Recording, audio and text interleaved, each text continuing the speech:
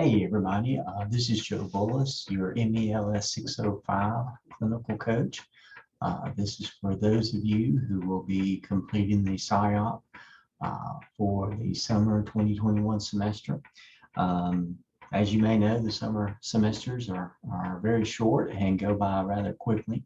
So I thought, in the interest of making the most of the time that you have now that the prior semester 604 has been concluded, and I'll go ahead and do a recorded session for you on the SIOP so you can go ahead and begin um, that evidence. I am anticipating that your 604 course instructor and clinical coach may have already given you information on the SIOP, and you may have already began to work on those tasks. But I thought that I would go ahead and send this session, go ahead and send this recording out to give you information on the SIOP, to either just kind of maybe provide some affirmation or clarification of what you may already know. But then if you haven't gotten any information, then certainly this will help you as you prepare for summer semester.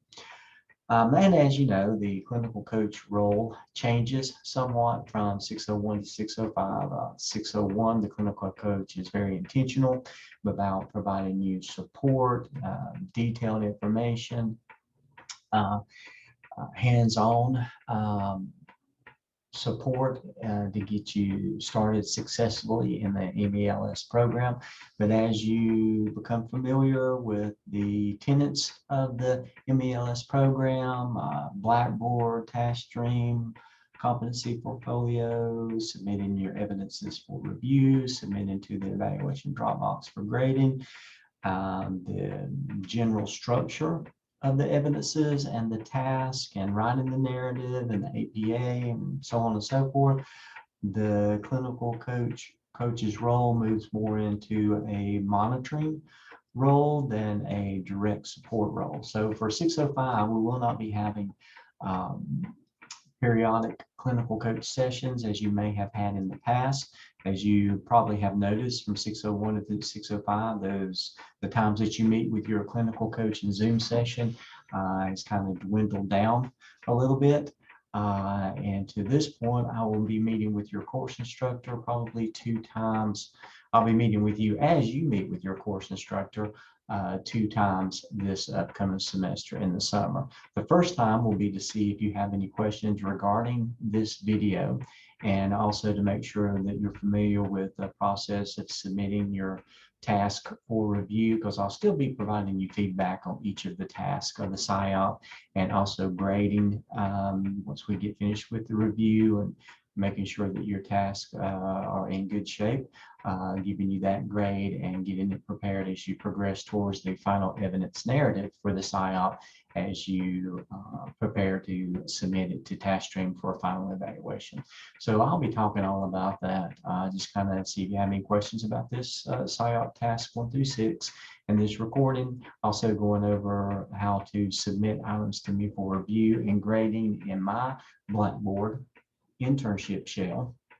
And then the second time we meet this semester, I will talk to you about your TaskStream requirements, all with the goal of monitoring your progress to make sure that you're on track to graduate and graduate successfully.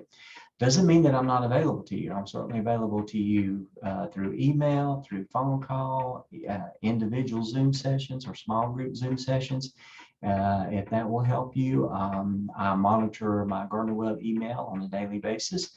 And so that is can provide some quick response to you if you have a question or need some additional assistance.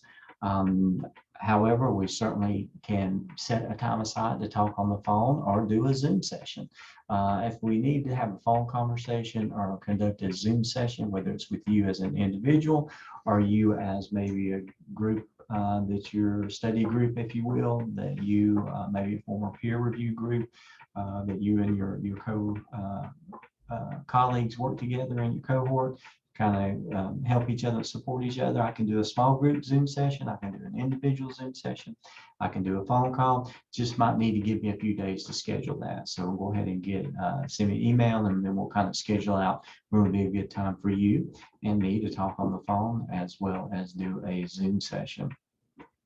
So if you are, this recording is actually going out to 2 different cohorts. One is Dr. Todd's 605 add-on cohort, and one is Dr. Stone's 605 traditional 5-semester cohort. So if you're in Dr. Todd's class, you've already heard basically everything I just said, but this is the second video. This one will be on the SIAP, as the first video I sent you was on the CAP. If you're in Dr. Stone's 605 cohort, this is the first video that you've gotten from me, and the only video, as we are just talking about the SIAP. So each of the cohorts are a little different, whether you're add-on licensure or a traditional 5-semester candidate. So those are a little bit different. But anyway, both of cohorts will be doing a SIAP this semester. So this recorded video is an effort to support you in getting through those tasks and getting that information to you as soon as possible. So we'll go ahead and begin, and I'm looking at the Gardner-Webb MELS Scale Handbook, and this is where I usually speak from when I'm doing clinical coach Zoom sessions, as it is the authoritative source on the program and what is required of each of the tasks of each evidence. But it also contains the rubrics for each task, for each evidence, which is very important because that's the rubric that I use when I review your narratives and your task for feedback, but also the rubric that the evaluator looks at when they evaluate your final evidence narrative and task string. So in the school improvement action plan with the SIAP, basically you're going to be able to draw a lot on what you've already done and each of the prior evidences that you've worked with. That would be the APSL, the APTL, the OMA, the SKIP, and the CAP. You can draw on that information that you've already worked on, that you've already submitted. It's not like you're going to be doing a lot of recreation of the wheel, so to speak. As 605, as a SIAP, is a culminating evidence. It culminates all that you have learned and all of your clinical experiences that you have gone through as you've approached 605. But you still need to look at it within the context of the SIAP, of the School Improvement Action Plan. So it takes all of that information that you have and all of those activities and actions that you have engaged in 601 through 604, and you look at it as a true administrator will look on every bit of information over all the pieces and parts that make up a school, and how do we improve our school, looking at everything. Truly a comprehensive look at your school and what you may need to engage in to give the school the best opportunity possible to improve. So the SIAP, as the title indicates, is an action plan, and it is the result of the collaborative effort of both the internal and external stakeholders of your school community, conducting a comprehensive analysis on student achievement, school climate, resources necessary for school improvement. You'll also be kind of pulling together a graphic organizer and showing the relationships among all the data sources that you've looked at over the course of the program, identifying some school goals and objectives for improvement, the resources necessary to meet those goals and objectives. So it is a cohesive plan. It is a culminating activity that's is made up of a series of projects. The first one will be the school data project. The second one will be the school data disaggregation project. The third one will be the teacher working condition survey analysis project. Then will be the focus group project. the resource allocation evaluation project, your graphic organizer in task 5, and then the reflection of all the 21 competencies.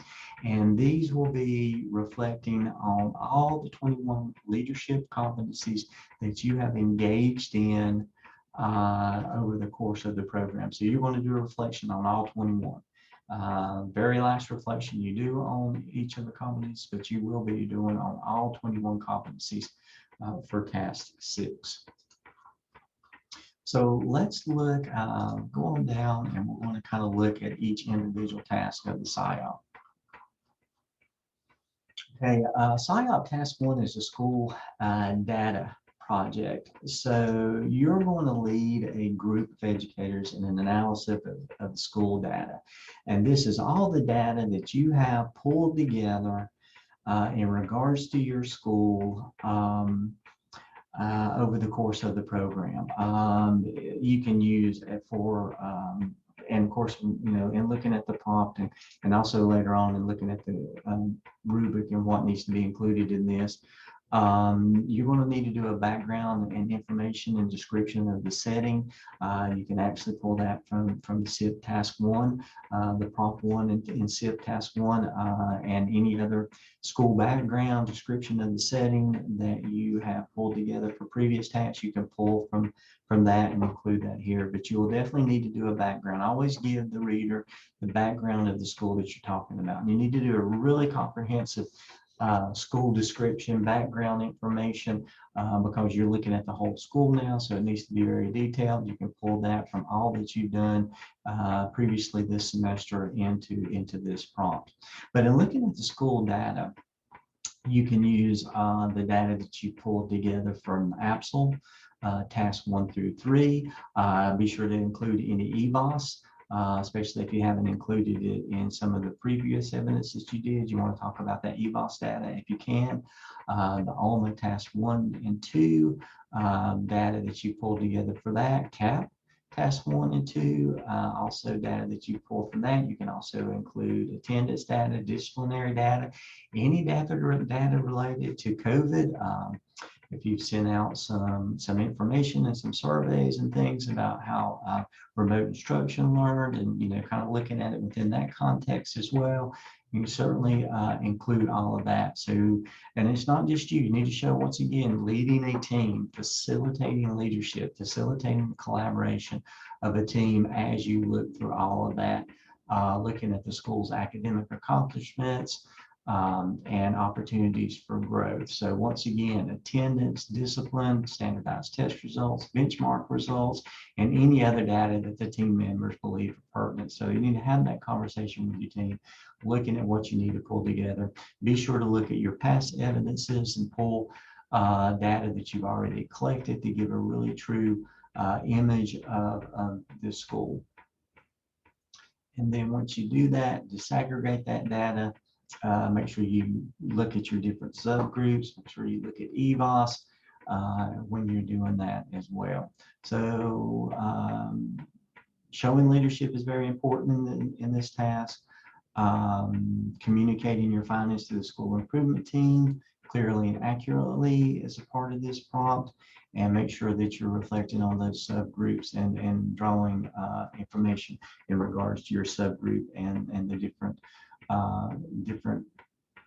populations that are represented by that data. So that's task 1.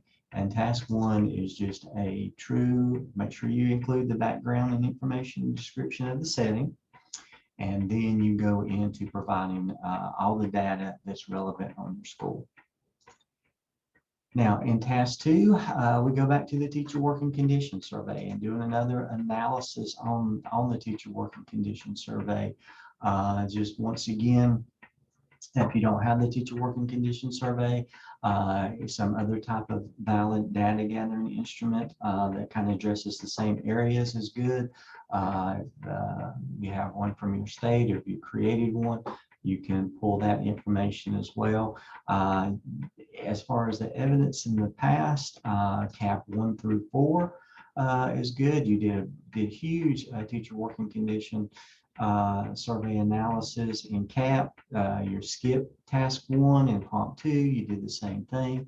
So once again, this is not just you doing it, but you leading that group. Leading that group, they're doing a comprehensive look at the teacher working condition survey or some other comparable data in regards to school improvement.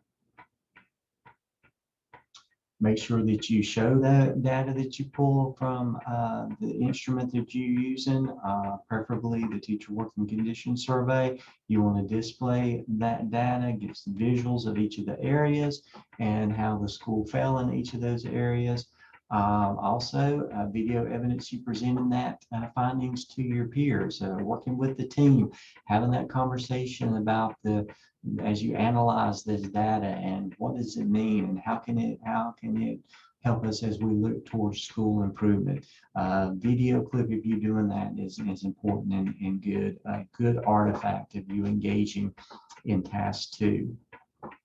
And also give a reflection on the usefulness of the information that you're displaying. So once again, you're pulling from the CAP task 1 through 4, skip task 1 in regards to the teacher working condition survey, and showing leading a group of professionals through that analysis as you think about school improvement in regards to the SIAP. Task 3 is a focus group project. So in task 3, moving on down the prompt, once again, you're going to be leading a group, you're assembling a group of stakeholders. Now we're talking about internal and external stakeholders here. So you want certainly school representation, but also community representation as you look at the focus group project. You pulling that group together and getting some information from them and leading them on what you've done in task 1 and task 2. So you pull that group as a focus group of internal and external stakeholders, and basically you're going to be showing and presenting to them the school data project, information you collected on the school data project, information you collected in the teacher working condition analysis project, with the purpose being to receive feedback on the findings. Looking at that data, looking at areas of strength, looking at areas that could be suggestion for improvements, what needs to be improved, kind of how can it be improved, and this is going to kind of evolve into a set of recommendations that you make to your school improvement team for adjustments and addition into the school improvement plan. So you're going to kind of be making a proposal to adjust the school improvement plan based on what you're finding out, but not just based on what you're finding out, based on what you and your team have found out, and with including feedback from internal and external stakeholders. This is really a lot like a comprehensive needs assessment. If you're a Title I school, if you're an NC STAR school, same type of process. And then you're going to report those findings from the focus group as evidence to support your SIAP as you make suggestions to change, improve your school improvement plan. You can draw here from past evidences. You can draw information from skip task 1, prompts 1 and 2, skip task 2, CAP tasks 1 through 4. A lot of stuff that was done in 604, skip and the CAP can be pulled in here as well in regards to your focus group project. And task 4 is you're going to look at resources again. What resources are needed and what resources in regards to fiscal and human capital resources do you have on hand, and how best to apply those resources as you move towards your school improvement action plan.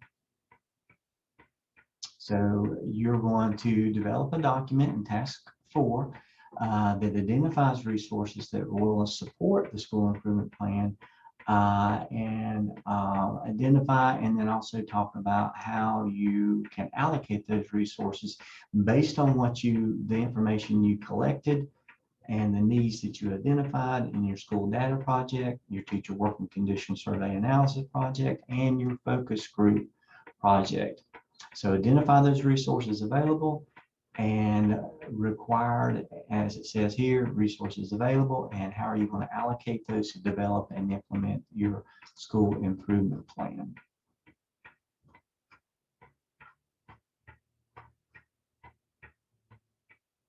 All right. In this prompt, skip task 2, prompt 1 is the format that you want to use here. Make sure, as I said, you include human and physical capital resources necessary to implement this action plan. You've done that in the APSL, you've done that in the APTL, you've done that in the marketing plan from the SKIP. You've done that in the teacher working condition analysis project from the CAP. So once again, you can draw on that work and those activities that you've done in past evidences. Here specifically, the SKIP, the APSL, the APTL, and the CAP you can draw from to help you with this as you look at task 4 in your resource allocation evaluation project. Be sure to address human and physical resources here. Okay, and task 5. Task 5 is a graphic organizer, which is kind of, you've had some experience here in the CAP, formulating a graphic organizer representing all the different aspects and pieces and parts of what you're looking at and their relationship between each other. So for task 5, for your graphic organizer, can be a graphic organizer, can be a PERT chart that displays data from the action plan, from the APSL, the growth plan from the APTL, the marketing plan from the SKIP, the teacher working condition analysis project from the CAP, is complete and compile all these into one graphic or chart. It can be, and it can be a PERT chart, it can be a graphic organizer, it can be maybe an action plan. Sorry, I just had trouble getting that word out. Action plan. I prefer a growth plan PERT chart, kind of what you may have done previously. This is a real strong visual. But as I may have told you in the CAP, pulling all this information that you've done in tasks 1 through 4, some type of graphic visual, some type of visual explaining all of the relationships between all of the parts that you've looked at.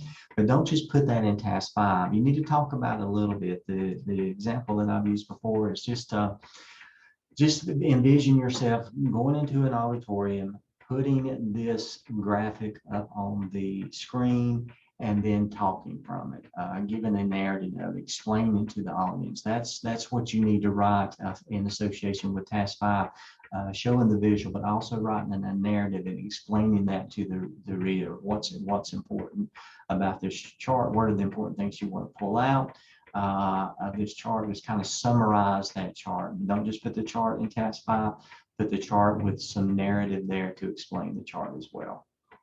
And that brings us to task 6. And once again, task 6 is just you're going to do a self-analysis and look at yourself in all 21 competencies: communication, change management, conflict management, creative thinking, customer focus, delegation, dialogue inquiry, emotional intelligence, environmental awareness, global perspective, judgment, organizational ability, personal ethics and values, personal responsibility for performance, responsiveness, results orientation, sensitivity, system thinking, technology, time management, and visionary. All 21 competencies you're going to reflect on. And this is your final evidence reflection in the SIAP that demonstrates competency development. And you want to reflect on all 21 competencies here for SIAP task 6. And that is the SIAP. Good thing about it is not a lot of recreation here, just a lot of pulling stuff together that you've already done and looking at it in a new context and explaining that to the reader.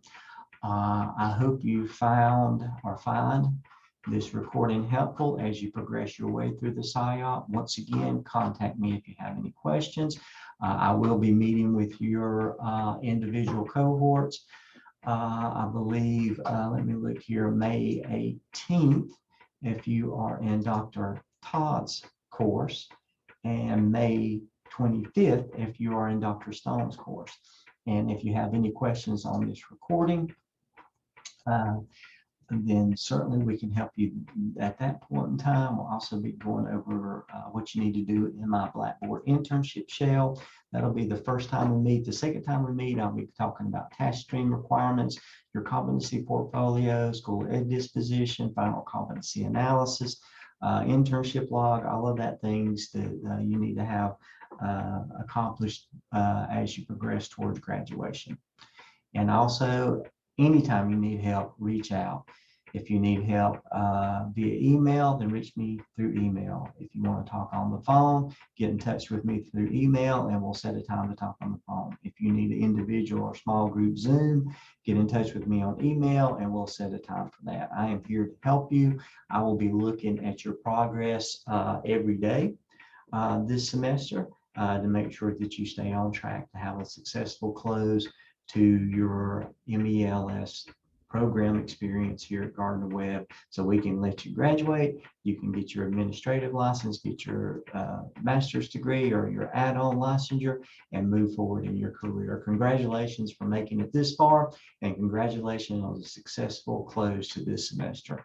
We will be seeing you soon in your individual courses, and as always, reach out to me if you need any help that you think I can provide. And I hope and pray you and your family stay safe and healthy. Thank you for all that you do, and I look forward to working with each of you this semester.